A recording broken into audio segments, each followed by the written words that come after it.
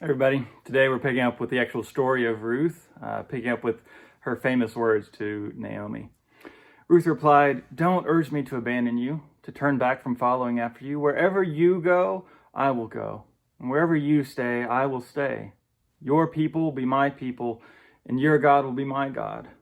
Wherever you die, I will die, and there I will be buried. May the Lord do this to me, and more so, if even death separates me from you." When Naomi saw that Ruth was determined to go with her, she stopped speaking to her about it.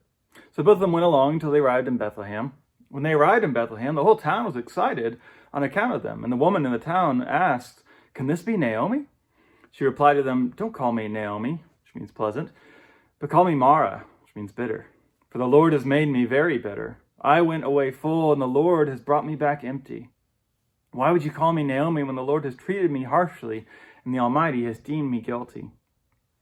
Everyone loves Ruth's words of commitment there at the beginning, but don't ignore the fact that they come from a context of grief. The beginning of this story is Naomi losing her husband and her two adult sons, one of whom was Ruth's husband.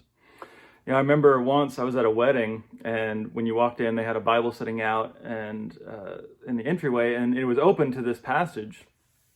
And there was one woman who saw that and asked, "Why would you have a Bible open to that here?" And they pointed out, well, of course, because it's this what she says to her. But this woman pointed out, this is a story about grief. This is a woman who's just lost everything, just lost her husband. The woman who said that, she had an experience where her husband had passed away when she was fairly young and she was pregnant at the time. Our perspective on these stories really shapes how we hear them and how we hear what's going on. Right? This is a story about someone who's just lost everything. She's lost her husband and her children. And aside from the emotional pain of that, there's the anxiety of how she's going to support herself now. So it's not surprising that Naomi would rather be known as bitter rather than pleasant. And I also don't think it's surprising that she puts the blame on God.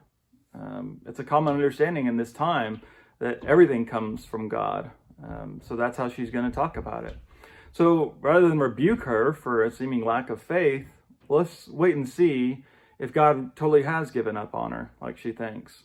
And if you know the end of the story, a happy ending still doesn't erase tragedy, but it at least shows that God isn't upset when we come at him with accusations. In fact, what we see in this story is that Naomi has already been blessed by God, by Ruth. It's just that Naomi doesn't see it yet.